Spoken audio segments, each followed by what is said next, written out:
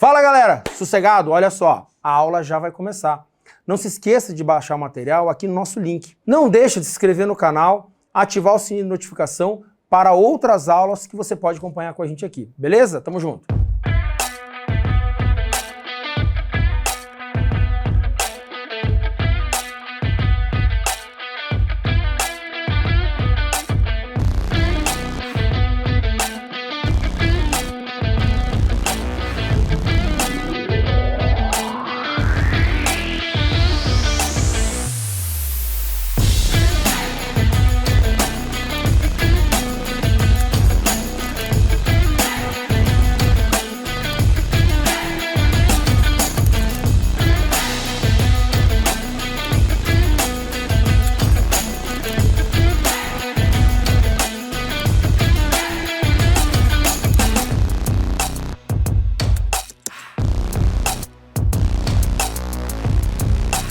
Só nesse materialzinho eu separei para vocês 40 questões para a gente brincar aí sobre o universo de informática e aquilo que pode cair no Banco do Brasil e em outros concursos, obviamente, né? Por isso que eu digo, vocês estão começando a estudar para o Banco do Brasil, é o primeiro concurso que muitos estão fazendo e vai servir o conteúdo, a matéria de informática, raciocínio lógico, de língua portuguesa, vai atender vocês para outros concursos que estão aí na iminência de aparecer e que são de nível médio também. Exemplo da PF administrativa. Então, INSS, entre outros, né? Mas a gente olha justamente aqueles que vão trazer, né? Vão fazer o olho crescer bacana justamente por conta aí de todo o universo que oferece. Então tem muita vaga para vir em PF administrativa, muita vaga para vir em INSS, porque são dois órgãos que estão defasados em relação ao quadro de funcionários, né, de servidores. O quadro efetivo deles está muito apertado. Então eles precisam fazer o concurso logo, né? E não só esses, mais adiante você tem lá o analista técnico da Receita Federal. Lembrando aí que os concursos das áreas fiscais estão começando cada vez mais a aparecer aí, né? A gente tem Secretaria de Fazenda aberta e aí vai que vai, né? Lembrando que você tem outros concursos da área fiscais, como ICMS, ISS, que pagam muito bem, obrigado. E alguns concursos em que a Receita Estadual chega a pagar mais do que a Receita Federal, tá? Então, fique atento aí a todo esse leque de opções que você pode estar fazendo, se preparando, aproveitando o conteúdo básico que é comum a todos eles, tá bom? Então, tranquilo? Material tá no grupo, quem não pegou lá no grupo já aparece aí pra vocês no chat de modo geral, tá? Gaúcho Paranaense, os dois. Nascido no Rio Grande e criado no Paraná. Então tem um pouco dos dois. Família é toda gaúcha. Então, só meu irmão que veio nascer aqui no Paraná. Mas aí ele nasceu no dia do gaúcho. Pra não dizer que não é gaúcho, né? Mas faz parte. Então, pessoal, o material já falei, tá lá no grupo, né? Já coloquei o link pra vocês. Quem vai chegando ali, depois, e logo o nosso monitor tá aparecendo ali, colocando o link pra vocês também. Professor, não tem o grupo. Tá bom. t.me/prof.jp. Tá lá, né? Então tá fácil aí. Então vocês pegam ali, tá a última coisa que eu coloquei lá no grupo. Claro, sempre tem a galera que vai entrando no grupo, mas rola pra cima que tá lá o material, beleza? Sem mais delongas, enquanto vocês vão pegando o material, vamos bater aí as questões, que são 40 questõezinhas aí pra gente brincar, tranquilo? Então ali, né, vamos falar um pouquinho aí sobre o ambiente de rede. Relacione as duas colunas quanto às principais características funcionais destas tecnologias. Internet, extranet e intranet. Bom, basicamente, né, falando aí dos três ambientes clássicos. Mais especificamente, ambiente, a gente acaba falando mais internet e intranet, né? A extranet é o meio termo.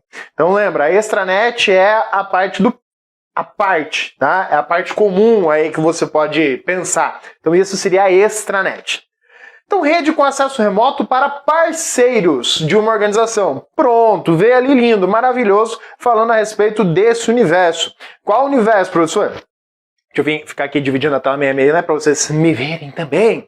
Ele já está falando ali, ó, rede de acesso remoto a parceiros de uma organização. Então você fala assim, pô, a internet é pública, né? Então a internet é para todo mundo. A intranet é limitada, um acesso restrito. A extranet é quando eu vou ampliar qual é o público que tem acesso. Então quando tem um público maior. Então anote aí. Falou para você funcionários, e quando muito, algumas pessoas autorizadas, estamos falando da estrutura da intra. Se falou mais usuários do que os funcionários e clientes, se ampliou o leque, falando fornecedores e clientes, né? Falou além do funcionário, cliente, fornecedor, tá falando aí justamente da extranet. Agora se falou para geral, tá falando da internet, tranquilo? Então aqui ele tá falando em parceiros. Em parceiros a gente vai relacionar a estrutura de extranet. Então 2A, então quem traz 2A são essas duas alternativas.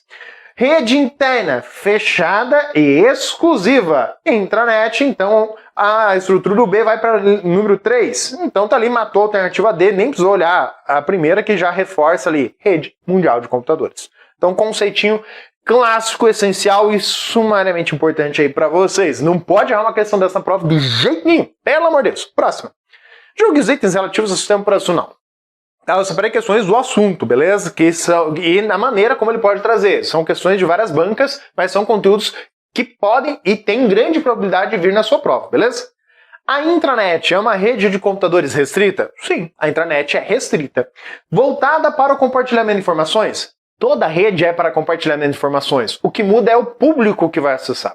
Se eu tenho a internet, é para compartilhar informações com o mundo inteiro, como nós estamos compartilhando agora. Eu estou trazendo conteúdo para você, trazendo informação, e você está buscando essa informação de modo que qualquer um que chegar ali pode acessar. Então é a ideia da internet, a rede para a comunicação. Agora ele fala ali, ferramentas de colaboração. Também, você tem aí um monte de ferramentas de colaboração que podem ser utilizadas. O próprio Telegram, como rede social, tudo mais, é uma ferramenta do gênero, né? Sistemas operacionais, sim, tá? Toda rede ela tem os seus sistemas operacionais e outros serviços. A grande jogada que é dentro de uma organização. Então quando ele coloca dentro da organização é que ele vai trazer a diferença entre a intranet e a internet. E ponto, veio na veia falando da intranet. Correta a questãozinha aí para você, né? Foi a próxima questão, minha gente. Verifique as assertivas e assinale a correta. O termo intranet começou a ser usado em meados de 95. Tá, vamos dizer que sim. Por fornecedores de produtos de rede, para se referirem ao uso dentro das empresas privadas de tecnologias projetadas para a comunicação por computadores de empresas. Cara, ok, tá? É que se a gente for analisar a rede, a própria internet, ela nasce ali, né, nos anos 80, por ali, mas em 95, quando a gente começa a olhar ela mais no cenário brasileiro, tá? Ela já teve o seu projeto lá baseado na ARPANET, mais antigo, tá? Então a origem dela não é a internet começa em 95, a intranet começa em 95. Calma, não é bem assim. As redes de comunicação existem há mais tempo que isso. As redes de comunicação de dados, na forma como a gente utiliza hoje como internet, ela veio um pouco depois, com o projeto ARPANET, pós ali guerras, para que a gente pudesse de fato começar a implantar esses elementos. Na década de 90, e aí cuidado, década de 90, é que a gente começa a ver a internet aqui pelo Brasil. Então é década de 90. Nos anos 95 ali, teve, né, toda impulsionou a coisa, né, usando a telefonia como base e assim por diante. Então a intranet é quando a gente começou a pensar em criar ambientes corporativos mesmo, né? Mas isso aí é a mesma essência, comunicação de rede. Então ok, primeiro item dá para considerar como correto? Dá. É porque é uma questão mais histórica. O item 2. Uma intranet consiste em uma rede privada, perfeito, ou privativa, como ele pontua, né, de computadores, que se baseia nos mesmos padrões de comunicação da internet. Sim, lembrar, tanto internet quanto intranet usam os mesmos protocolos, usam as mesmas tecnologias. Então sim, as regras, os padrões serão os mesmos. E o item 3, a principal diferença entre as duas redes é a forma como o serviço é disponibilizado. De certo modo, é mais para quem ele é disponibilizado, eu diria. Mas isso não deixa de ser uma forma pública para todo mundo ou uma forma limitada. Então, tá, genericamente, o item 3 assim, é o mais perigoso. Por quê? Que é aquela questão de combinação. Você fala, o item 1 e 2, 1 e 3 tem opção válida, né? E aí 1, 2 e 3 também. Só que aqui ele fala, cara, tem diferença entre as duas? Tem. E a diferença é em tecnologia? Não. É em padrão? Não. A tecnologia é. A diferença é quem pode acessar. E isso é uma forma, né, de como ele vai ser disponibilizado, como ele vai ser utilizado. Então, dá para considerar. Não é um erro, né? Não está errado dizer como ele disse. Só está genérico. Então, podemos considerar como verdadeiro também o item 3, assim ficando com as 3 opções válidas, como sugere a alternativa C aí para você. Beleza? Próxima questão. Sobre as vantagens do uso da intranet. Verifique as assertivas e assinale a incorreta. Tá? Cuidado para não comer bola, principalmente quando a questão é muito extensa. Se você pegar uma questão da tua prova em que as alternativas são bastante robustas, com bastante texto, é mais fácil que você passe batido na expressão julgue o incorreto. Aí você olha a primeira, você já acha que está certo e fala, é essa. Não, cuidado, atenção. Sesgreviu faz muito disso. Segurança dos dados. As vantagens da intranet. A intranet, eu tenho mais segurança dos dados? Possível, né? Então a segurança dos dados, ele fala assim, o que é incorreto, né? Segurança dos dados. Possíveis ataques de hacker a dados confidenciais. Espera lá. A intranet, ela existe mesmo estando desconectada da internet. Então eu posso ter a rede da minha empresa, a tua rede doméstica, ela continua sendo a sua rede, ela é uma intranet, mesmo quando você está desconectado da internet. Então você pode ir lá arrancar o cabinho do teu provedor de internet que a tua rede ainda continua existindo e continua funcionando. Você só não tem acesso ao conteúdo da internet, mas a tua rede continua funcionando. O que acontece? Você tem só a tua rede, na tua empresa. Quando a gente fala em hacker, eu posso ter uma pessoa mal intencionada trabalhando na empresa, quanto maior a empresa, maior a probabilidade disso, mas fica estranho falar nessa ideia de hackers. Normalmente quando a gente fala de um hacker, a gente está pensando em alguém de fora, não de dentro da empresa. Então quando ele fala na questão de segurança, primeiro, uma intranet, você ter alguma solução na intranet é um pouco mais seguro do que ter na internet pelo fator exposição. A intranet está exposto a um público muito mais restrito, muito mais controlado, e eu tenho um controle físico, inclusive, de quem está conectado à minha rede. Então a intranet é mais segura. Só essa questão dos hackers aí, se ele está falando, tá na intranet, é a segurança dos dados, tal, ficou estranho até por conta da forma como está. Vamos ver o item do B ali. Alcance da empresa, sem limites territoriais. Cara, não tá errado. Como assim? A intranet, ela tem uma vantagem do quê? Ela depende do alcance da empresa. A empresa, ela pode falar assim, professor, mas a intranet não é dentro da empresa? Cara, teoricamente mas o Google mesmo está fazendo aí um cabeamento, está fazendo ainda o cabo, que ele vai passar o cabo ligando dos Estados Unidos até ali a rabiola da Argentina. E vai ligar na Argentina, depois no Uruguai, depois vai ligar ali no Rio Grande. Então ele vai fazer uma conexão de mais de 11 mil quilômetros de cabo. Do Google, privado, da intranet dele. Então, a questão de limite territorial, porque ela poderia dizer que sim, está limitado à ideia da empresa. Mas ficou estranha também, né? Pô, a questãozinha maldosa, pedindo para marcar incorreta e não está muito bem, né? Pois é, podem aparecer questões como essa, doídas. Mas vamos lá.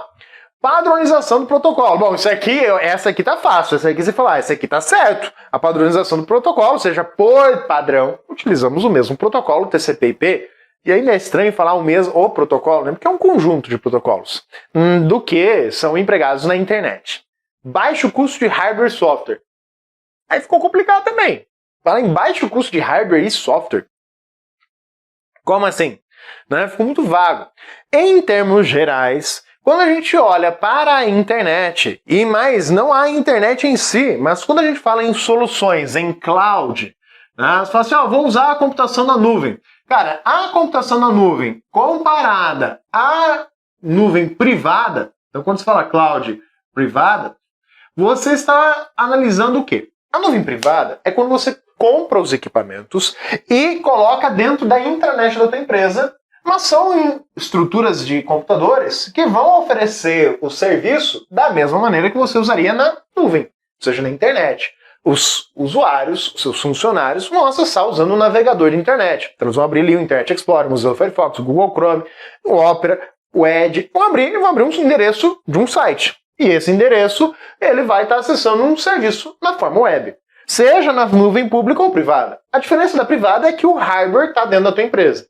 E aí a gente fala que, quando eu tenho essa forma, eu diminuo a elasticidade, eu perco dinâmica que a gente tem na internet. E o custo é um pouco mais elevado. Então, a ideia de ser mais barato é quando você aluga apenas do que quando você compra. Essa é a principal característica quando bate em cima de hardware. O detalhe aqui da questão, justamente como apresentada, é que ela mostrou para você ali dizendo assim, ó, salvo engano, ela vai dar a alternativa A como a incorreta. Oh, que louco, né? Pois é uma questão mal feita. Eu diria uma questão preguiçosa. Por quê? Ela não dá para você muito bem as relações aqui, ó. Ficou muito vago como ela conecta as explicações. Então, assim, eu vou colocar para você o seguinte. O baixo custo de hardware e software não é bem a opção. Segurança dos dados. Em comparação ao que está na internet, o que está na intranet está mais seguro. Agora, o problema é isso aqui. Essa parte aqui não está consistente com o que ele está querendo expressar, aparentemente. Alcance. Como eu falei, a essência da intranet é que ela está circunscrita à infraestrutura da empresa, ao ambiente físico da empresa. Também ficou estranha a explicação. Então, assim, é uma questão que veio, a banca deu como alternativa A, e pode aparecer na tua prova, infelizmente, algo assim, tá? Às vezes as bancas dão essas bolas fora. Cara, realmente, eu olho para essa questão e falo, é mais fácil você dizer que está correta a alternativa C, sem problemas, do que ficar analisando as outras, tá? Então, é mais para expor aqui o conceito de cada um desses elementos para você levar para a prova o conceito. Dificilmente vai vir uma questão exatamente mal escrita como essa, mas falando aí desses termos, da ideia, é possível. Tá? Então é para você estar já se habituando a esse cenário, beleza? Então, tem que aceitar, infelizmente, né? É um problema que a gente tem no mundo dos concursos. E a próxima questão aí? Pois é, qualquer lugar é inválido e tudo mais, então cuidado com essa referente. Show de bola. A questão é horrível, muito mal feita. Isso, tem piores, calma, vamos lá. Sobre o tema internet e intranet, verifique as assertivas e assinale de novo a incorreta, tá? A internet é uma rede de computadores privadas, a intranet, eu li internet, né? Que se assenta, por que tá assim esse C? Sobre a suíte de protocolos da internet, ou seja, ela é baseada, quando ele fala se assenta no sentido de ela é baseada, ela está apoiada em cima? Sim, verdadeiro. Ela está apoiada, a intranet usa os mesmos padrões, tecnologias, protocolos que são empregados na internet. A internet é um conjunto de redes. É um conceito um pouco perigoso, mas em provas de múltipla escolha é mais fácil trabalhar com ele. Se vier lá para você numa alternativa como essa, sugerindo que a internet é uma rede de redes, que é basicamente o que ele está colocando aqui para você, é uma rede, é um conjunto de redes de computadores interligados entre si. Então você aceita como verdadeiro. Fala, a internet é uma rede de redes. Perfeito. Até porque a gente fala internet. É interredes, né? A net, a tradução de net é rede. Então você tem aí interredes. É justamente mais de uma rede.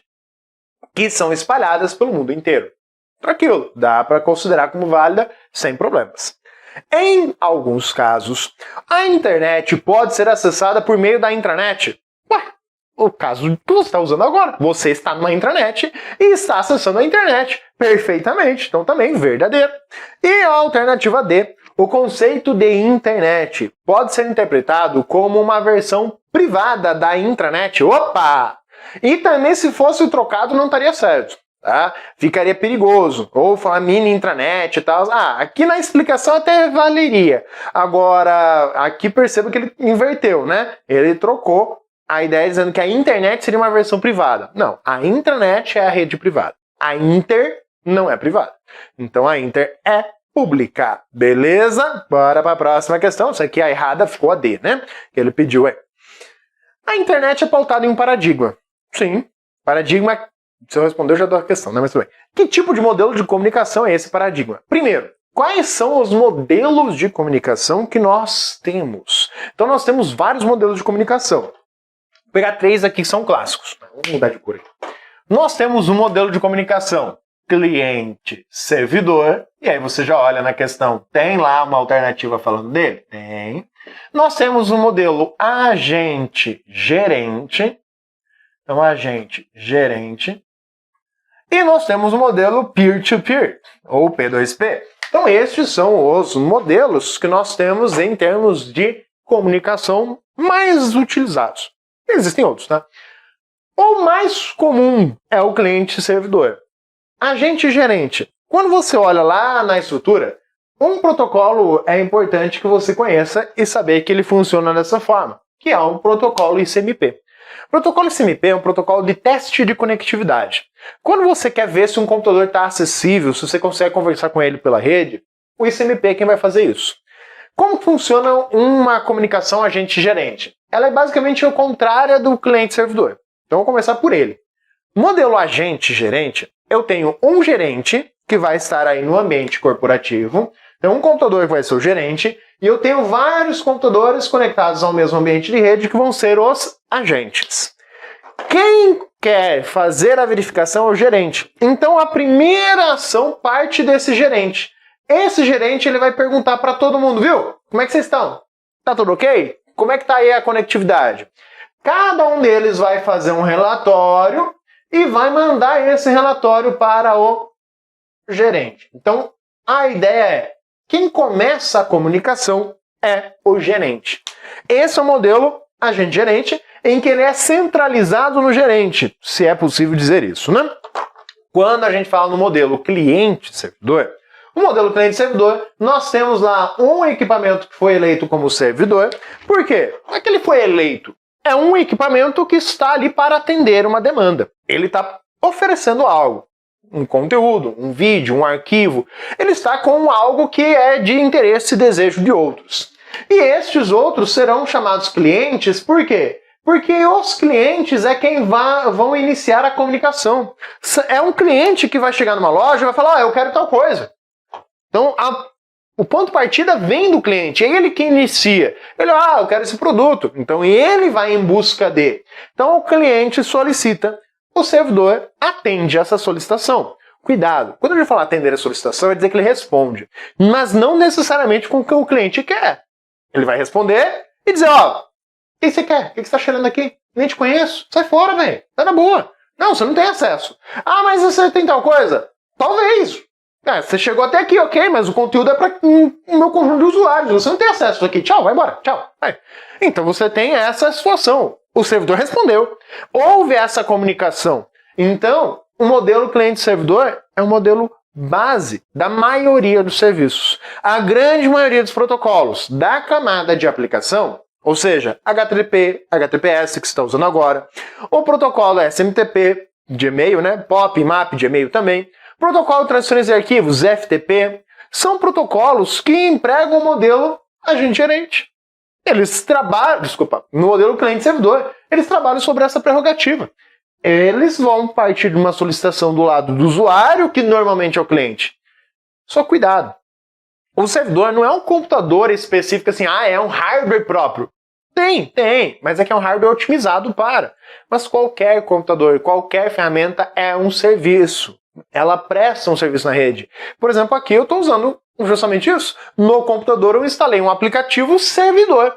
Esse aplicativo servidor ele está servindo algo que eu conecto com o meu relógio para poder utilizar esse serviço. Então, quando eu quero fazer uma coisa, eu executo o comando no relógio e o computador tem um aplicativo que diz o que deve fazer dado o comando que foi recebido. Ele está lá esperando o comando. Então ele é o servidor, está lá esperando, está apto e é ativo para receber. Quando recebeu, ele vai executar, se possível for. Então, o modelo que é dito o paradigma é o modelo cliente-servidor. O modelo P2P é um modelo de computação distribuída. O modelo P2P é usado em torrents, é usado em stream também, em algumas situações, quando você pega lá um popcorn time da vida, né, que está virando uma alternativa de novo interessante, dados alguns serviços, então a gente começa a olhar essa prerrogativa. Então um modelo diferente, onde, quando você compara cliente, servidor e agente-gerente, os dois são modelos centralizados em uma figura. No caso, cliente-servidor centraliza no servidor, no agente-gerente centraliza no gerente. O modelo P2P é um modelo descentralizado. Eu não tenho um ponto central na rede. Todos na rede são iguais. Ao mesmo tempo que um equipamento da rede está enviando um conteúdo, ele está consumindo o conteúdo do mesmo computador para o qual ele está enviando ou enviando para outro, ou pegando de outro. Então o modelo não é distribuído. Então cuidado que são conceitos fundamentais na hora de analisar os modelos de comunicação. Ele até na questão menciona outros, né?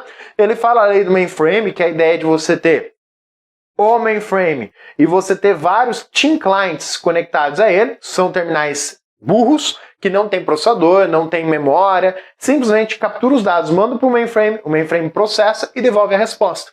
Então essa é a dinâmica do mainframe, que de certo modo é parecido com a ideia de data center e tudo mais. É que data center ficou muito genérico aqui, não está dizendo muito ao modelo que ele está atendendo. Então é o cliente-servidor aí, é o atual paradigma. Professor, o que é o paradigma? É aquilo que foi tomado como verdade básica, é o principal, é o que a gente mais emprega, é o padrão aceito como padrão geral. Então, é como se fosse a ideia de totalitarismo aí, né? Então, é o que a galera considera no geral, ficou aquilo lá. Então, esse é o paradigma que a gente tem hoje, né? Emprega-se o cliente-servidor. Embora, em termos de volume de dados, você viu que tem outros modelos que têm um volume também muito amplo. Aqui, a maioria de serviços funciona assim, cliente-servidor. Próxima questão. Reduz a velocidade, são 40 questões, eu tô falando rápido porque você tá com o edital aberto, criança. Eu tô batendo o conceito que você já sabe essa altura do campeonato. Eu só tô revendo ali, ó. Você pode pegar ali o videozinho, né? Ali no YouTube tem umas configuraçãozinhas que você faz ali, ó. Vai devagar, tá? Eu tô ajustando aqui ao ritmo que você tá. Edital aberto, 40 questõezinhas aí pra você ficar, ó, afiado na hora da prova. Então não dá pra a gente acompanhar aí, né? SSH e VNC são exemplos de mainframe. Cara, o SSH ele é cliente-servidor, tá? Então cuidado com isso. O VNC nem vem ao caso para vocês. Agora o SSH ele importa, principalmente porque você tem Linux no edital, e o SSH é cliente-servidor, onde que você instala num computador que você vai acessar a forma servidor, então você instala o servidor, e o computador que vai ser usado para acessar o outro, você instala o aplicativo cliente. Então você tem aí essa estrutura, tudo via terminal. Diga-se passagem. Então, um recurso que ele vai empregar aí de um modo geral. Você não viu o professor de matemática de ontem? Era o Arruda? Já até sei. Né? Não vi quem estava lá. Beleza. P2P, qualquer computador é cliente, qualquer servidor ao mesmo tempo. Sim, P2P, todo mundo. É o oba-oba. Ninguém é de ninguém, todo mundo é de todo mundo. Esse é o P2P, tá? Bitcoin é o modelo P2P? Sim. Não é B2B, né? É P2P, né? A base dele. Blockchain, ela vai ser usada nessa ideia de comunicação distribuída também, tá? Então, a essência é essa. Por isso a importância desses modelos para vocês. Tá? Próxima. O cara não terminou nem esse você já tá pegando a próxima, cara. Calma, gente. Vamos lá.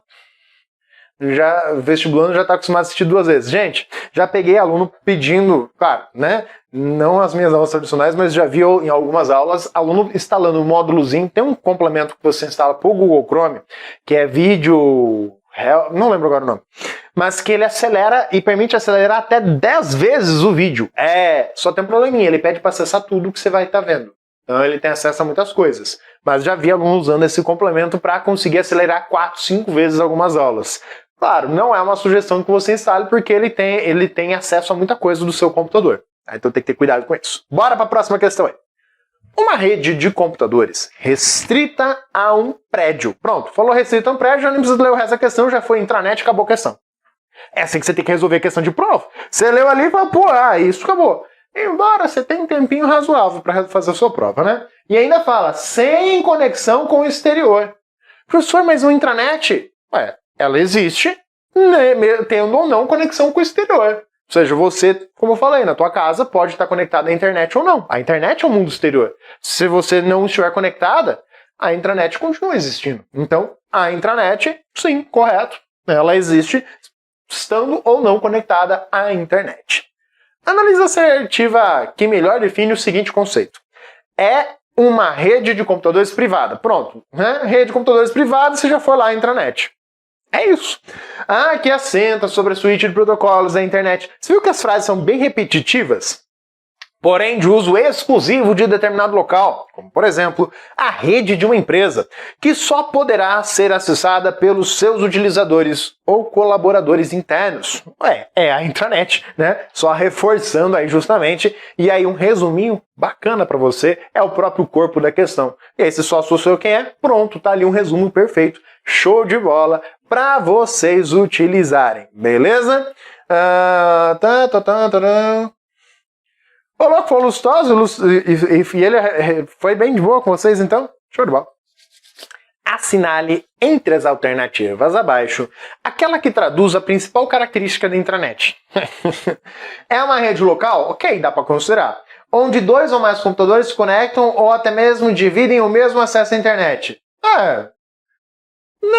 Dá para considerar, tá? Mas ele está pedindo assim, a que traduz a principal característica, tá? É um conglomerado de redes locais interconectadas espalhadas pelo mundo. Não, aí não. É uma rede que permite acesso externo? Não. Aí seria a extranet, né?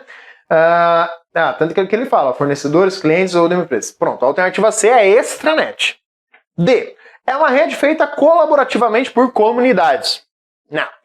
É uma rede interna, ok, utilizada especificamente no mundo corporativo, onde o conteúdo é geralmente restrito. Tá melhorzinho do que a alternativa A, tá? Por quê? Porque a alternativa A fala assim, que se conectam ou dividem o acesso à internet. Ok, é isso, tá? O problema é que as pessoas não tomam o seu uso efetivo. Então, a alternativa A está mais para a ideia de uma rede intranet doméstica do que aquela que cai nas provas, que é falar da intranet corporativa. Então, a alternativa E é a que melhor descreve aí o cenário, beleza? Então, alternativa E. Próxima questão. Sobre o conceito da intranet. Assinale as alternativas a seguir e analise a assertiva correta correspondente. A intranet pode ser acessada, por exemplo, na residência de uma pessoa, desde que a mesma possua uma senha de acesso. Ficou estranha. Por quê? Ele não está dizendo que a rede da casa da pessoa seja a intranet, mas ele está dizendo que a pessoa está em casa e quer acessar a intranet, desde que tenha uma senha de acesso. Não é bem assim. Se a gente for considerar VPN, ok, eu posso estar fisicamente fora da minha empresa, em outra rede, e ainda acessar a rede da minha empresa utilizando uma conexão de VPN.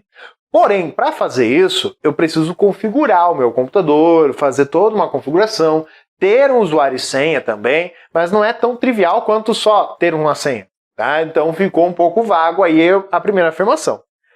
Não é possível que um computador conectado à intranet acesse a internet. Pronto, já morreu, né? Se está na intranet, pode ter ou não acesso à internet. Então o item 2 está falso. Você já vê aqui, se ele fala que apenas essa aqui, você já viu que o item 2 é falso, o item 1 a alternativa está errada. Apenas a assertiva 1 é verdadeira? Cara, eu não diria que ela é verdadeira, também é bizarra. Então eu julgaria mais ela como falso do que como verdadeira. Tanto que é o que a questão vem considerar, tá? Como as duas falsas. Por quê? Aquilo que eu falei para você. A intranet pode ser acessada você estando fora dela, mas aí seria a ideia de VPN, que é justamente a técnica para isso, configurações, tem um monte de coisinha envolvida, tá? Não é trivial quanto só ter uma senha, como ele sugere. Então, de fato, dá para considerar como errada. Algumas páginas têm em sua URL, lembrando que o URL é um endereço, né? O prefixo HTTP. Já outras, o prefixo HTTPS. Cara, na prática, hoje a gente só usa HTTPS. Se você for tentar acessar um site que ainda utiliza, e que existem, ainda utiliza o HTTP, usando o Google Chrome, ele vai bloquear o acesso à página, vai dizer, essa página não é segura, se você quiser acessar ela, tem que vir aqui no modo avançado, falar, entendo os riscos, tal, eu quero aceitar. Então ele traz essa proposta. Essa diferença está relacionada à segurança. Assinale a alternativa correta sobre o assunto. O HTTPS, tá? São quantos itens aqui? 4... Só 4, né? Perfeito, só 4 itens. O HTTPS é um protocolo de criptografia... de criptografia não, desculpa. Que criptografa os dados trafegados entre o cliente e o servidor. Ó a menção aqui do modelo cliente-servidor. E por isso, transações seguras devem utilizar o protocolo HTTPS. Tá, ok, verdadeiro. Tem que utilizar o HTTPS. Só cuidado. O protocolo não é um protocolo de criptografia, por isso que eu até enfatizei isso no começo. Quem vai ser responsável por trabalhar com a criptografia junto ao HTTPS é o TLS ou o SSL. Estes são, de fato, os protocolos que vão estar atuando na parte da criptografia, mas ainda assim são protocolos. Algoritmo de criptografia, você vai pegar RSA, AES, estes são algoritmos de criptografia. Então, protocolo é uma regra de comunicação. Algoritmo é uma sequência de passos para resolver um problema, produzindo uma resposta. Então, cuidado para não confundir. Falar, o algoritmo HTTP, tá errado. O algoritmo HTTPS, tá errado. É protocolo. Da mesma maneira que você fala, o protocolo RSA, tá errado. É algoritmo RSA. Então, cuidado com a definição aí, bem pontual. E o item 2, HTTPS é utilizado exclusivamente por organizações governamentais? Não. a HTTP é tão seguro quanto a HTTPS? Nem fudendo. Devemos evitar transações com cartão de crédito em sites com HTTPS, pois um hacker pode roubar nossos dados. Não, se deve evitar no HTTP, né? Não no HTTPS. HTTPS é o que você espera estar usando para poder informar dados sigilosos. Então, somente o item 1 aí é verdadeiro. Tem alternativa para isso? A alternativa C vai estar oferecendo essa condição. Próxima questão.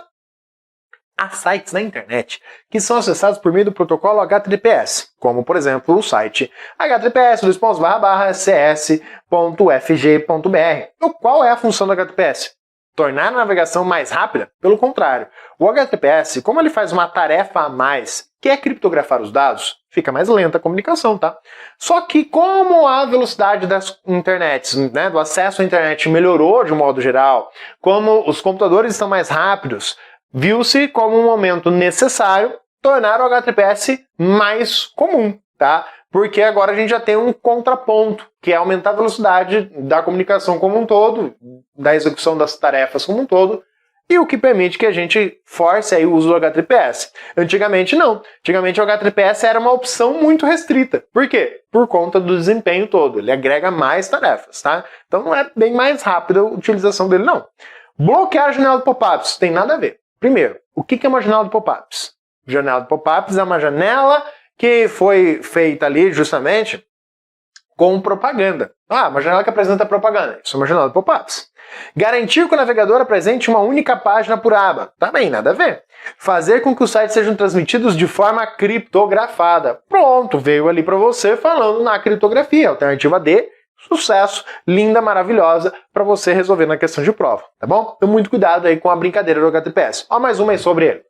O protocolo HTTPS é considerado seguro por quê? Né?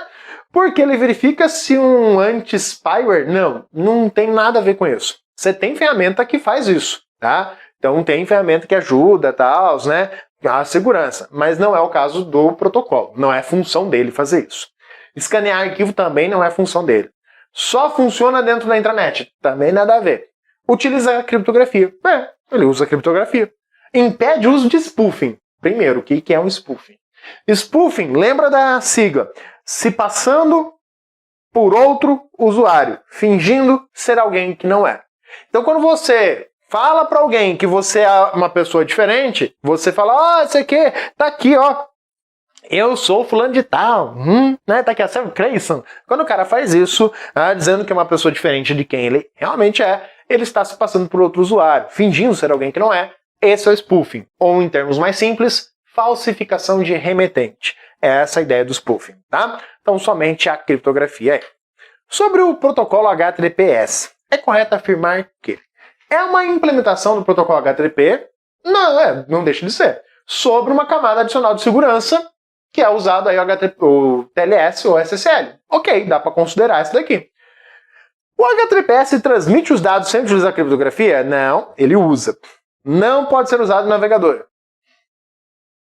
É o que a gente mais usa hoje. Basicamente, o Google Chrome só aceita ele, né? Como o protocolo básico. Tá? Cuidado! O navegador entende HTTP, HTTPS, FTP e DNS. Esses são protocolos que o navegador consegue trabalhar. Beleza? FTP também? Também. O navegador de internet não entende protocolos de e-mail. Protocolo SMTP, POP, MAP, não são compreendidos pelo navegador. Ele não faz ideia do que seja. Então ele não consegue utilizar. Claro, como a gente está usando o HTTPS, o TLS e o SSL são aí reconhecidos pelo navegador também, mas é uma etapa adicional aí, que o usuário vê sendo empregado diretamente, HTTPS, HTTP e FTP. O DNS também é indireto, então cuidado com o que o navegador de fato enxerga e reconhece para manipular os dados. Não pode ser usado então errado. A internet atual não comporta a utilização desse protocolo. Nada a ver. É utilizado apenas para transferência de arquivos de backup. Pô, se ainda fosse transferência de arquivos, tivesse falado lá FTP, até dava para considerar. Mas se ele colocou assim, ó, de backup, ainda nem para considerar o FTP. Se ele falasse, ó, transferência de arquivos, FTP, File Transfer Protocol, protocolo transferência de arquivos. E acabou, né? Então, somente realmente a alternativa A na brincadeira.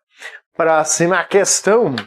Sobre o serviço, o servidor e o cliente FTP, ó, falei do FTP, aí ó, Analise as afirmações a seguir.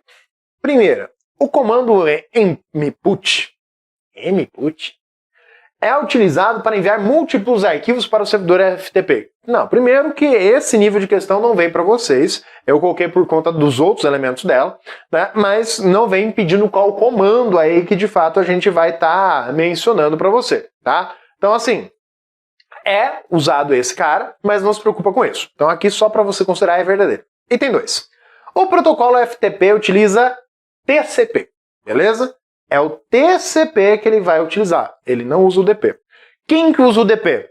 É o DNS, tá? DNS usa o DP e tecnologia streaming. Essas são as duas principais características que você tem que lembrar, que vão usar o DP. O resto é TCP. Por padrão, o protocolo FTP usa as portas 20 e 21. É uma das principais características cobradas em prova. Porta 20 para dados e a porta 21 para operações, controle e autenticação. Do servidor FTP. Sempre a porta é de quem você quer conectar, tá? Então, verdadeiro item 3, ficamos aí com item 1 e 3 verdadeiros, correta a alternativa D. Mas o item 1 não precisa se preocupar com ele, tá? Não vem para você na prova falando a respeito disso. Próxima. FTP é o protocolo de transferência de arquivos entre computadores. Exatamente isso. É só isso, senhor. É só isso. É o conceitinho básico. Usa a porta 20, 21, pronto, acabou. Né? Não tem segredo. Na internet, os protocolos FTP e SMTP são usados respectivamente para quê? FTP para transferência de arquivos, tá aqui. SMTP é um protocolo de envio de e-mail. Então tá aqui, ó, serviço de e-mail foi reto na alternativa B para isso. Então cuidado aí com as regras. Dentre os vários protocolos existentes para conexão entre computadores, o FTP é extensão padrão do DHCP? Não, nada a ver. O DHCP é o protocolo de host dinâmico, né? Controle de host dinâmico. Basicamente, a função do DHCP é você ligar um equipamento na rede, esse equipamento ele vai chegar para a rede. Oi, tô aqui, né? Acabei de chegar na rede. O DHCP vai olhar. Oh, você que acabou de chegar, vem cá. Você que acabou de chegar? Ó, você vai usar esse endereço aqui, 192.168.1.7. Ah, mas eu quero usar o 5. Não pode, porque o 5 já tem 1. Você vai usar o 7, caramba. Eu tô te dando, você não vai usar esse número, beleza? Então, DHCP, usa esse cara aí e ele vai falar pro computador que acabou de chegar qual é o endereço que ele vai usar. Essa é a função do DHCP. É possível trabalhar numa rede sem utilizá-lo. Só que daí cada equipamento estaria definido manualmente com um endereço IP fixo. Dá mais trabalho, é mais chato, é melhor usar o DHCP mesmo. Na tua casa você está usando. Nesse momento, quando você ligou o teu computador, conectou ele na rede, teu celular, você está usando esse serviço, tá? Então é um serviço que você está usando constantemente aí numa rede. E até ele fala, né? Usado para dar suporte à atribuição e à configuração dinâmica de endereços IPs, de difusão seletiva em IPs em redes compatíveis com TCP e IP. Cara, a ideia da definição do DHCP aqui, em parte, está correta. O problema é que não tem nada a ver com o FTP. Membro do conjunto de protocolos TCP/IP? O FTP é um dos protocolos do conjunto. Ele é usado para copiar arquivos? Transferência de arquivos também. Posso estar copiando, colando, recortando, apagando, renomeando. Entre dois computadores numa rede, seja ela a internet ou a intranet. Os dois computadores devem dar suporte às suas respectivas funções. Um deles deve ser um cliente e outro um servidor. Sim, o protocolo FTP é cliente-servidor. Então, correta alternativa B. C. Criado para armazenar artigos de notícias em banco de dados central de um servidor, permitindo que o usuário selecione itens específicos para ler. Não, aqui ainda tem mais de um protocolo envolvido. E não só protocolo. Protocolo usado para transferência de informações na World Wide Web. Tá, mas depende da forma, tem várias estruturas. Normalmente quando a gente fala web, a gente está falando do HTTPS ou do HTTP, beleza? Que é o conteúdo que você acessa pelo navegador. Participante do conjunto TCP/IP que governa a troca de e-mail. Não, cara, FTP não é um protocolo de e-mail. É um protocolo de transferência de arquivos. E acredite, muito usado ainda no setor público. Por isso que cai tanto em prova. Beleza? Então, correta apenas a alternativa B. Bora para a próxima.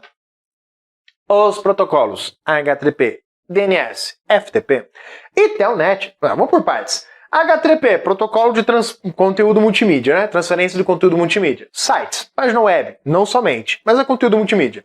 DNS, resolução de nome de domínio. Ele vai dizer qual que é o endereço IP de um domínio que você está tentando acessar. FTP, protocolo de transferência de arquivos. Telnet, protocolo de acesso remoto sem segurança. Telnet não envolve segurança. No modelo OSI opera em qual camada? Cara, são protocolos aí, tanto no modelo OSI, tanto no modelo TCP/IP, usados por aplicativos. Uma vez que eles são usados diretamente por aplicativos, são protocolos da camada de aplicação. Camada de transporte tem 2 protocolos, TCP e UDP. Acabou. Tá? É TCP e UDP na camada de transporte. E diga de passagem, só o DNS é que usa o UDP aí. O resto tudo usa TCP. Tanto que o nome do conjunto é TCP/IP, né? Tem muito mais uso do TCP e do IP do que dos outros aí especificamente. Então, camada de aplicação acerca do Excel, né? Ele fala do Excel, mas no final não pergunta... Nossa, questão mais genérica, né? Do Excel, do Windows e de redes. E no final ele está pedindo de redes. O UDP é conhecido como protocolo não confiável. Verdade, esse bilhete. Uma vez que ele não fornece garantias de que a mensagem vai chegar ao seu destino. Perfeito. Então, é a ideia. O UDP é o protocolo chamado protocolo do foda-se. Ele manda e foda-se se você recebeu. Tá? Isso não é muito interessante para algumas coisas, mas para outras é necessário. Por quê? Ele não perde tempo conferindo se chegou ou não a coisa.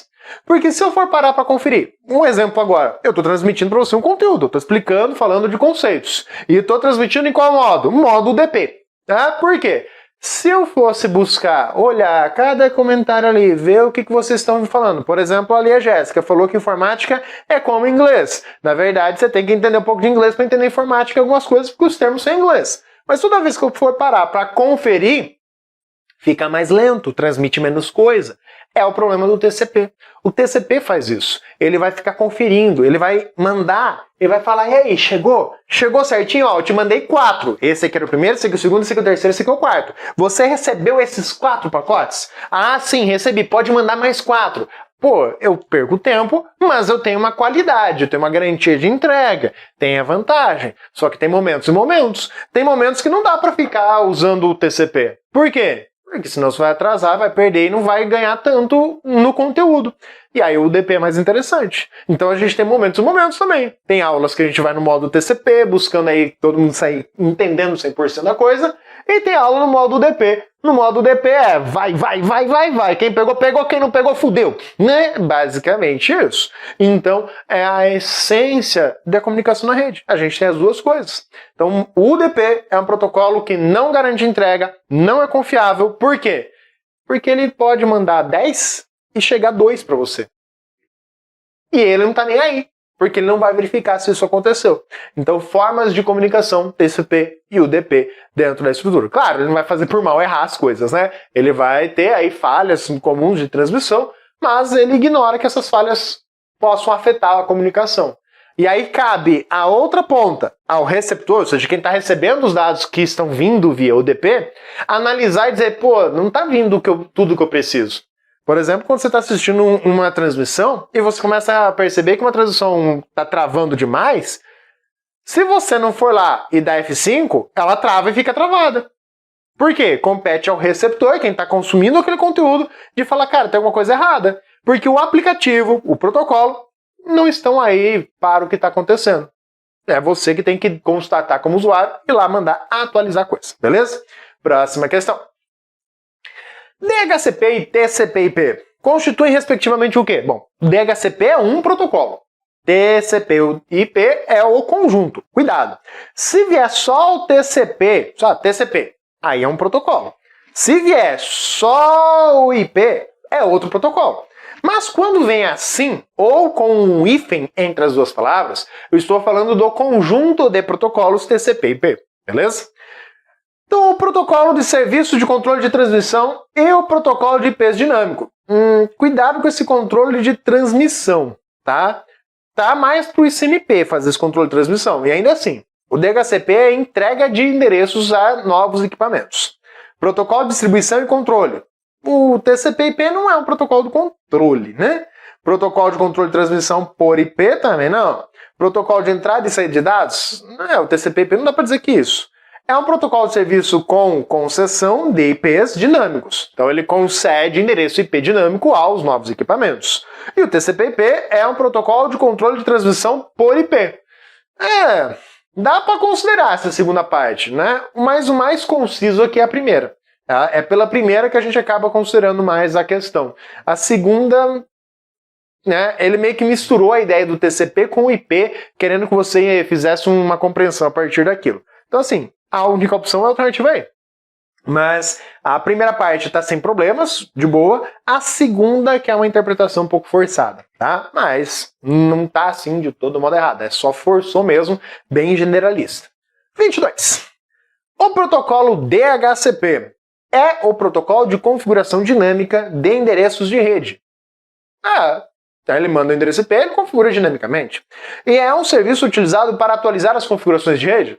Sim, que na hora que você conecta na rede, você se anuncia para a rede e a rede vai atualizar as informações de quem é o novo equipamento que está lá e qual é o endereço IP que ele vai estar utilizando. Porque o DHCP ele vai anotar isso lá na tabela, né, que ele tem, onde que ele associa o endereço IP a uma porta, chamada tabela ARP. Tá? Então essa tabelinha ela vai ser atualizada pelo DHCP para poder saber quem é o quê. Cara, perceba que às vezes eu falo pra você aqui, principalmente pra quem tá vendo algo que nunca viu na vida, parece uma coisa complicada, mas é porque você tá se atendo aos nomes e não ao que é. Se você reparar o que é muito simples. É você pensar da seguinte maneira. Deixa eu até apagar aqui, o que tá acontecendo na rede? A informática é simples. Ela só tem a nomenclatura meio nova, né? Diferente pra todo mundo. Pensa assim. Alguém acabou de chegar no ambiente, tá? Você tem aqui um ambiente, né? Não é isso que você tem? E aí você tem não vou dizer porteiro, porque o porteiro aqui é outro cara. Mas você tem alguém aqui responsável por identificar quem chega. Para botar um crachá. Então tá lá, você na recepção de um evento, o carinha lá na mesa que distribui os crachazinhos para todo mundo. Você acabou de chegar aqui, tô chegando, a primeira vez que eu tô chegando aqui, ninguém me conhece, nem nada. Eu chego ali e falo, acabei de chegar, o que eu faço aqui? Onde é que eu vou? Como é que eu bagaço aqui? Então esse cara aqui, que tá ali na distribuição dos crachá, né, cara, crachá, eu vou falar o seguinte, pega aqui um crachazinho, coloca aí, esse aqui é o teu nome, beleza? Então, é isso que ele tá fazendo. Não é nada de complicado, não é nada de específico, novo, diferente. Ele só tá dizendo qual é o teu nome na rede, qual que é o nome que você vai usar. Só isso, só isso. E claro, ele vai anotar lá na tabelinha que ele tem, dizendo, fulano de tal, que acabou de chegar, tá ali na poltrona tal. Ou seja, ele ainda indica lá em qual cadeira que tu tá sentado dentro lá do ambiente. É essa a ideia. Só isso. Só que essa tabelinha a gente chama de tabela ARP e o nome desse cara é DHCP. Só isso. É o cara do crachá. Pô, não tem nada de complicado? Não, cara. É algo muito simples. É você colocar aí a essência de organização dentro do ambiente de comunicação, para que todo mundo possa aí definir, beleza? Deixa eu dar uma olhada aqui no chat, o que vocês estão falando? Atribui IP, vai ficar gravado? Não sei. A aula tá legal, bacana, dá uma olhada no chat, professor, qual o chat é o melhor? Eu sei, à medida do possível a gente vai fazendo isso, né? Por eliminação, primeiro sem dúvida, ok. Aí sempre tem um perdido.com ali. Ajuda. Cara, vocês vêm com umas perguntas assim, meio fora do contexto, me atrapalha todo mundo aí, né? Mas tudo bem. Depois, tem coisas que vocês fazem depois, pergunta depois, outra hora, né? Vai lá na rede social, pergunta e tal. Eu respondo o povo até as 2 horas da manhã, às vezes, no Instagram, né? Então, mas não manda áudio. Tem um áudio lá que eu tô cozinhando, vai demorar umas 2 semanas pra eu ver aquele áudio de novo. Por quê? Porque daí a galera vai mandando, vai ficando pro final e tal. Não manda áudio. Então vai ficar meio que cozinhando lá. Questão 22. O protocolo DHCP é o protocolo de configuração dinâmica de endereços de rede. É um serviço utilizado para atualizar as configurações de rede. Rapaz, vai dizer aqui que não parece que... Cadê agora? Deu branco, né? Eu tenho que voltar até aqui, cadê? Qual que era? Deu um déjà vu, sim, sabe? Quando eu olhei essa questão aqui... deixa eu voltar aqui. A 22... Eu olhei para essa 22 ali, não parece que copiou com outra questão de múltipla escolha e transformou numa questão de certo e errado? As provas, as bancas fazem isso. Elas pegam questões anteriores e copiam e jogam na tua prova. Bem comum, tá? Tem reuso. Por isso que eu gosto de pegar de várias outras bancas também. Não ficar só na mesma banca. É olhar o contexto, o que se fala daquele assunto. E aí você viu que fica repetitivo os termos? Que chega na prova, você lê, você já vai reto nas palavras-chave, pronto, é aquilo, vai para a próxima. Você pega no tranco a prova. Então vai, tranquilo. Ó, DHCP, serviço utilizado em configuração de endereços IP dinâmicos dentro de uma rede e é utilizado aí, então para atualizar essas configurações. Top de linha. Agora olha só. Protocolo DNS. DNS é o sistema de nome de domínio. É utilizado para traduzir. Não é a melhor palavra. O correto seria resolver, tá? Mas traduzir é aceitável. O nome em um endereço IP e vice-versa. Até aqui, perfeito. Ao passo que o FTP é um protocolo de transferência de arquivos. Ok, até aqui, perfeito. Se tivesse um ponto aqui, acabou a questão aqui, estava certa a questão. Mas não acabou ali. Ele vai emendar mais coisa. Que possui como requisito o protocolo de transporte... Não. Né? FTP utiliza TCP. DNS usa UDP. Então, ele comenta lá no finalzinho, tornando a questão errada. Tá? É só por causa desse finalzinho ali, dizendo que o FTP usa UDP. Não. FTP usa TCP. Beleza? Então, muito cuidado com isso. Em redes de computadores, o DNS, ou Sistema de Distribuições de IPs, utiliza a porta... Cara, DNS usa a porta 53 do UDP. Mais fácil falar direto, né? Vamos falar de quem é quem as portas? Anota aí, pelo amor de Deus, desgraça. A 22 é fácil de lembrar, porque é um protocolo que tem 2S no nome, então fica fácil você associar 2S e 22, né? Porta 22, porta do SSH. A 23 é do Telnet, tá? Então 23 é do Telnet e a 22 do SSH. A porta 80 é do HTTP. A 443 é do HTTPS. E a porta 22, de novo, né? Mas aí ele tá falando que é o NAT que utiliza ela, tá? Aí não. Então, só identificando as portas aí. Lembrando que a 53 ali é a única do UDP que a gente usa. As outras todas são TCP, tá? Então imagina um corredor com 65.536 portas. Tá? Você entrou num corredor lá e esse corredor tem 65.536. E por outro lado tem outro corredor com outras 65.536. Um corredor se chama TCP e o outro corredor se chama UDP. Do UDP, das 65.536 portas, você precisa conhecer uma que é a 53. Que ao abrir a porta você dá de cara com o DNS. E na outra, no TCP, das 65.536 portas, você precisa conhecer 15. Porta 80, 8080, você abriu, dá de cara com a HTTP. 443 ou 8443, que você abriu, deu de cara com a HTTPS. A porta 20 ou 21, que você abriu, deu de cara com a FTP. 22 deu de cara com o SSH. 23 deu de cara com o Telnet. Então você está olhando essas portas. Aí você vem com as portas de e-mail, por exemplo. 110 vai dar de cara com o protocolo POP, né? Então cuidado. 995 também vai dar de cara com o POP. 143 vai dar de cara com o IMAP, assim como a porta 993. 25 você vai tentar abrir, vai estar fechada. Mas quem está lá atrás é o SMTP. Então ela foi trancada hoje, mas lá atrás está o SMTP. Tipo, interditaram a porta, né? Porta estragada. Então a porta 25 está o SMTP. Mas também você vai encontrar ele se você entrar pela porta 465 ou 587. Então você vai encontrar o mesmo cara. Pô, então das 15 portas, na verdade eu decoro 15 portas e muitas delas têm repetições, 2 portas ou mais que vão cair no mesmo lugar.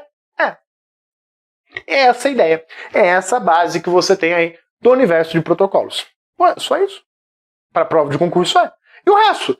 O resto é resto. Né? O resto tem um monte de porta que é só reservada para uso, para outras coisas, mas você precisa conhecer essa, beleza? Então cuidado com essas questõezinhas aí de modo geral. Bora para a próxima. Então essa aqui de boa, né? Na porta ficou ali quem? O DNS 53, beleza. Lembrando que é UDP, tá? 53, UDP.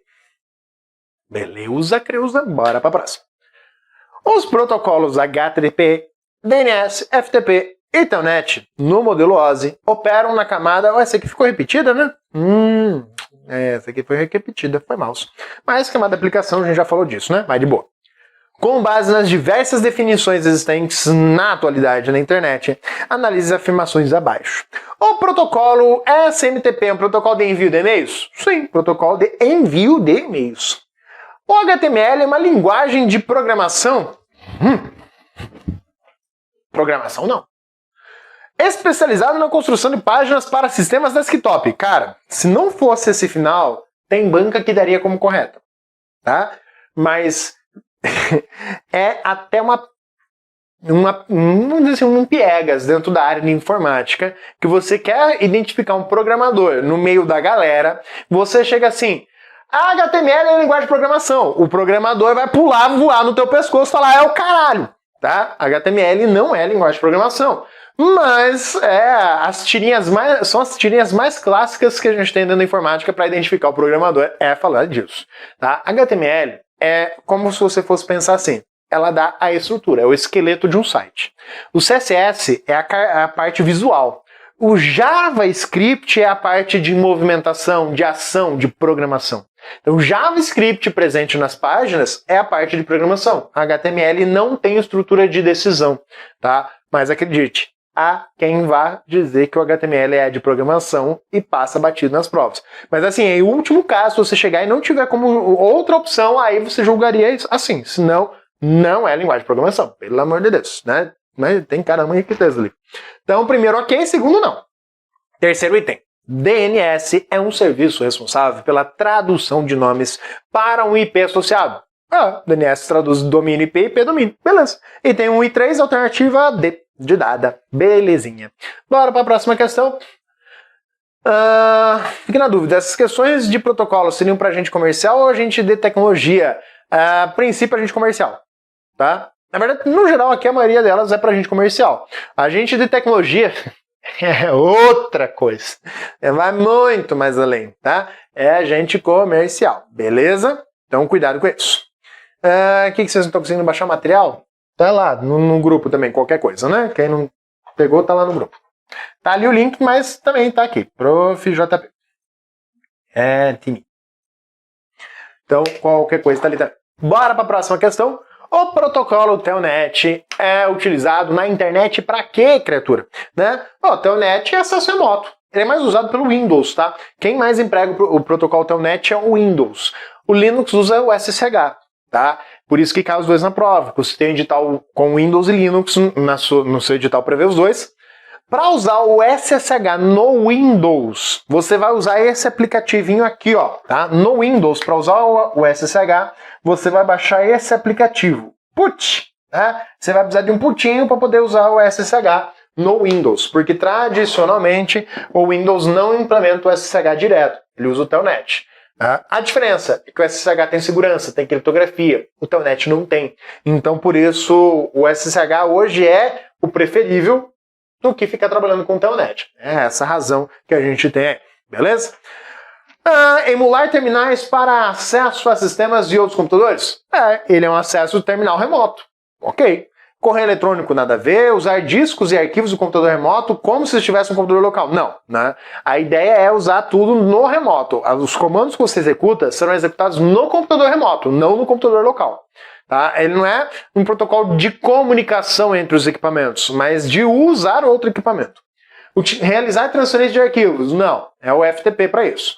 Coletar e analisar ocorrência de falhas na rede. Quem faria isso seria o ICMP. Aí ele seria um protocolo para fazer essa coleta de falhas e analisar isso daí, entre outros, né? Não é o único. Então, correta apenas alternativa A. Próxima questãozinha aí, vamos fazer até a 30, né? Telnet e SSH. São exemplos de protocolos que permitem ao usuário acessar remotamente um computador do tipo servidor. Sim, porque eles são protocolos cliente-servidor, onde o cliente vai estar empregando o protocolo para poder acessar um servidor, usando aí o protocolo escolhido. Lembrando que o Telnet usa a porta 23 e a SSH, dois patinhos ali, para você lembrar de quais são as portas. Show de bola? Correta, portanto, 29. Qual a porta utilizada pelo Telnet? Acabei de responder na questão anterior, mas liste aí as portas. 21, porta de controle e operações lá no TCP, no FTP, tá? Então, FTP, é porque é uma porta TCP, né? Mas a porta 21 é o FTP que tá lá. A 23 aí é a nossa resposta. A porta 80 é o HTTP. A porta 25 é o SMTP. E a porta 15, foda-se, né? Não precisa, não cai em prova, não é relevante. Beleza? 30 pra gente fechar aí a questão. HTML é a abreviação de... Opa! Hypertext Markup Language, ou linguagem de marcação de hipertexto, em tradução direta. Então, HTML, cuidado, porque você também pode estar trabalhando com o arquivo HTML. Antigamente era só três letras que podíamos empregar na hora de definir o nome de um arquivo ou pasta. Mas isso aí já mudou, né? Você pode ter várias, né? Não é só mais 3. Pode ter 3, 4, uma, né? De boa. No Linux nem precisa ter extensão, né? Você pode ter um arquivo lá de texto ou com uma extensão definida ou não. Então, HTML ou HTM são extensões do arquivo HTML, que é a linguagem de marcação. Você tem aí o arquivo XML. XML é a extensão, é usar marcações que o navegador não compreenderá corretamente, mas saberá que é uma marcação.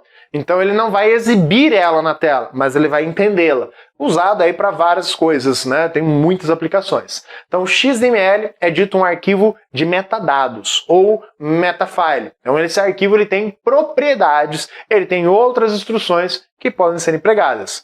Arquivos do Office, DocX, XLS, quando lançou o 2007, você pode ver que o formato mudou para DocX, XLS, X. Esse X no final é porque ele está indicando que arquivos do Office hoje integram na sua estrutura arquivos XML. Se você tentar abrir um arquivo DocX, em vez de abrir direto lá da duplo clique, clicar com o botão direito e mandar abrir com o WinRAR, o compactador, ele vai abrir como se fosse uma pasta.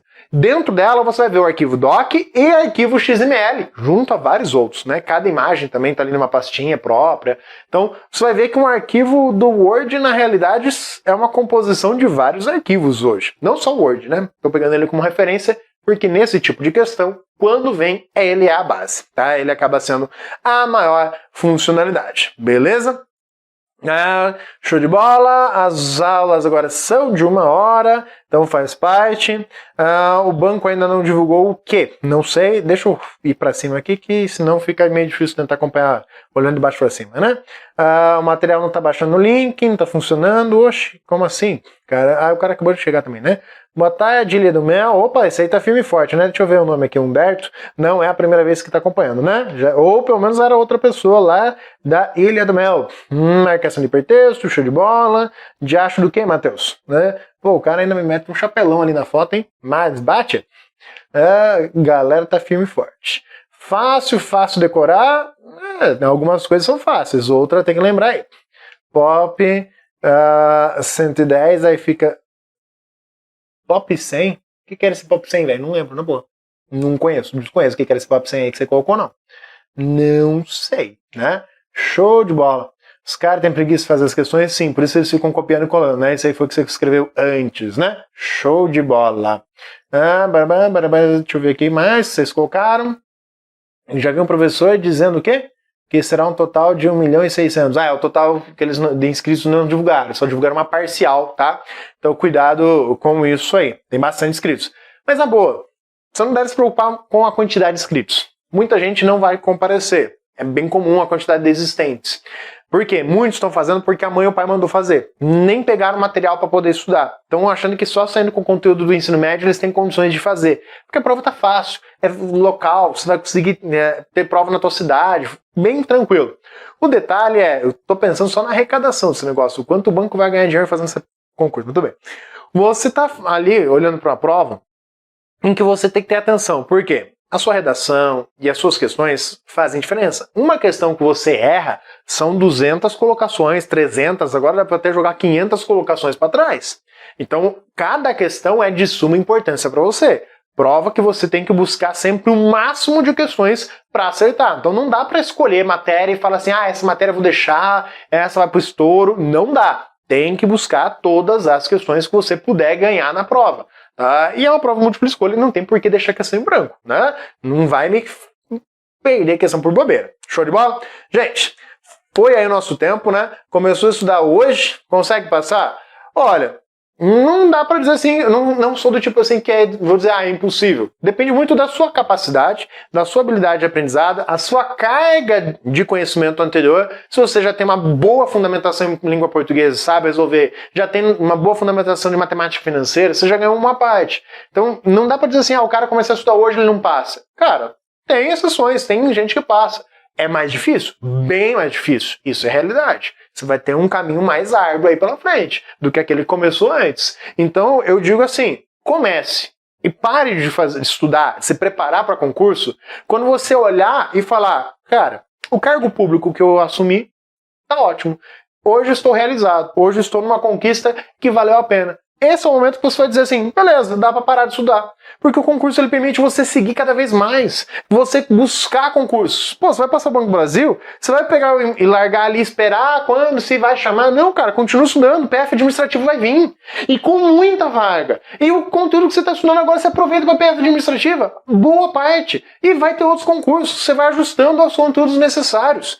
E aí você vai perceber que oportunidades não faltam. Faltam é você estar preparado para quando elas surgirem. Então, prepare-se. Estamos aqui para auxiliar e acompanhar você durante toda essa preparação. E depois, né, para participar de um churrasquinho de vez em quando é bom. A gente agradece. Tá bem? Tá bom? Então, gente, ficamos por aqui. Um forte abraço a todos. Fala, galera. E aí? Gostaram da aula? Então, não deixa de comentar, porque o Alphacom quer saber a sua opinião. E detalhe, nós deixamos um material gratuito na descrição desse vídeo.